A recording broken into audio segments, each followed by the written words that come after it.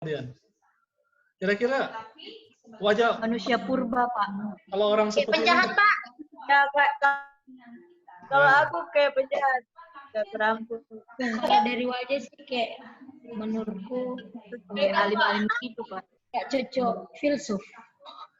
Dari wajah ya. Machiavelli ini dia adalah seorang yang pernah mengatakan begini. Dia pernah mengatakan begini. Tujuan yang baik mengizinkan cara yang jahat. Ini dia, ya, terkenal dalam filsafat politik, terkenal dia, ya, bahwa tujuan yang baik mengizinkan cara yang jahat. Machiavelli. Machiavelli.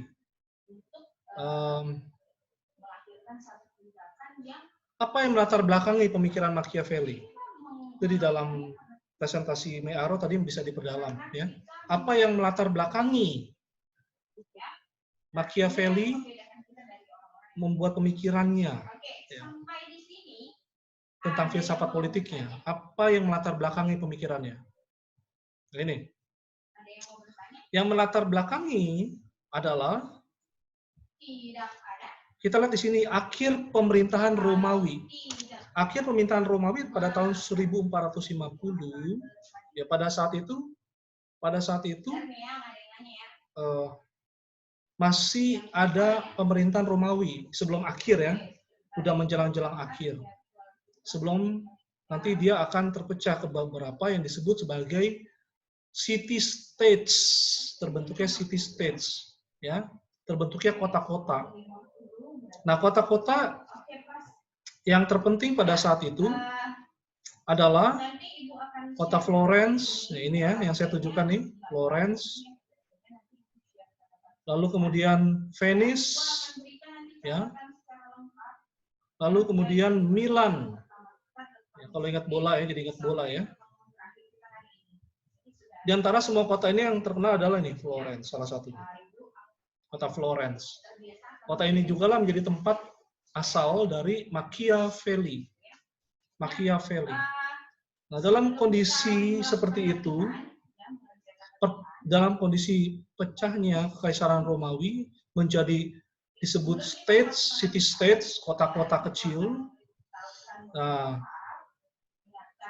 kenapa bisa terjadi perpecahan? Karena memang pada saat itu yang kita ketahui di sini kan Italia. Pemerintahan Romawi itu kan pusatnya di Italia. Kemudian nanti akan melemah dan terjadilah pembagian kota. Pembagian kota. Ya. Dan sekali lagi, Florence adalah salah satu kota asal dari Machiavelli. Apa yang bisa menjadi city state? Syaratnya apa? Seperti Florence ini, syaratnya adalah kota itu harus independen, biasanya menjadi pusat bisnis, perdagangan, banyak konglomerat di sana. Ya, punya pasukan juga biasanya di sana. Jadi terjadi perebutan kekuasaan. Terjadi perebutan kekuasaan dalam konteks seperti itulah. Dalam konteks seperti itulah kemudian Machiavelli membuat pemikirannya. Ya. Yang disebut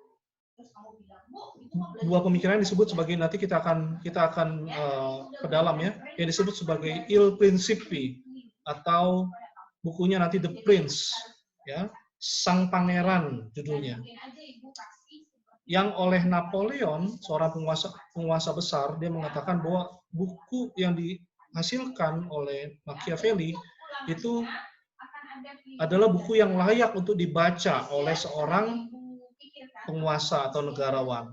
Lalu menurut Mussolini juga mengatakan bahwa buku yang dibuat oleh Machiavelli adalah seperti buku manual wajib bagi para negarawan.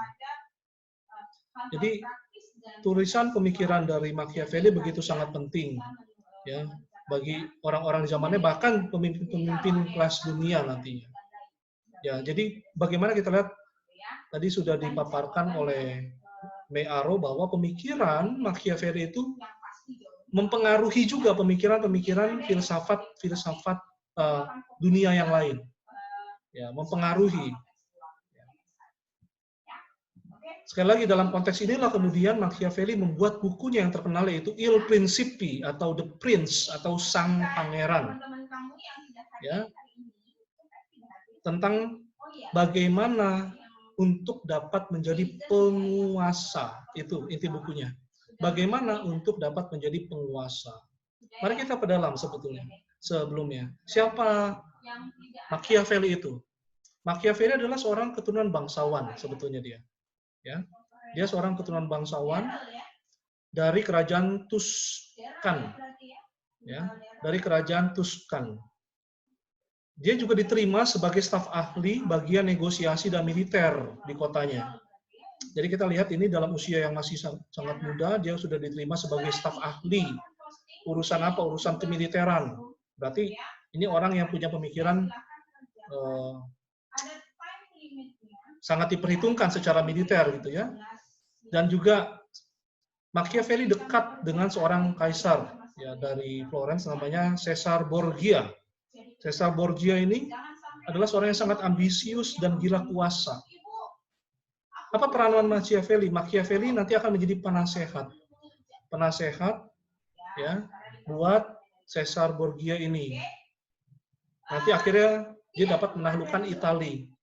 Ya, jadi Caesar Borgia akan menaklukkan Italia di bawah pengaruh nasihat dari Machiavelli. Ya, pada akhirnya tahun 1512 dia ditangkap, Machiavelli ditangkap dan diasingkan. Ya, dalam pengasingan itulah sekali lagi dia menuliskan karya ini ya, Il Principi atau The Prince atau Sang Pangeran.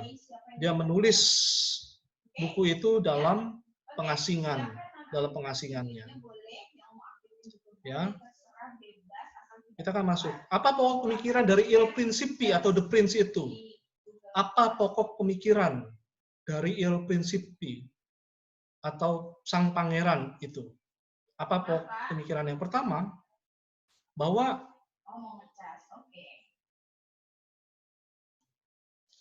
apa yang Machiavelli ini tuliskan tentang politik, filsafat politik itu bertentangan, berlawanan dengan filsafatnya Plato atau Aristoteles. Ini dalam presentasi yang awal itu kita sudah bahas tentang Plato dan Aristoteles, termasuk pemikiran mereka tentang apa itu republik, apa itu negara, apa itu pemerintah, ya. Di mana Plato dan Aristoteles memandang bahwa